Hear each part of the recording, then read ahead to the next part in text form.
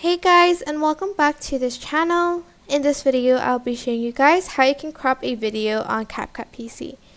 So if you don't select it, the option won't be there. So select the clip first and select crop. Here you can then crop the video. You can do it freely like so.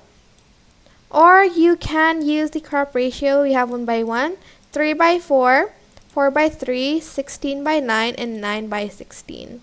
I'm just going to do 1:1 and drag it here. You can also rotate it if you'd like so. And then once you're done, you're just going to press confirm. If you don't like it, just like redo, but I'm just going to select confirm. And that is pretty much how you can crop a video on CapCut PC.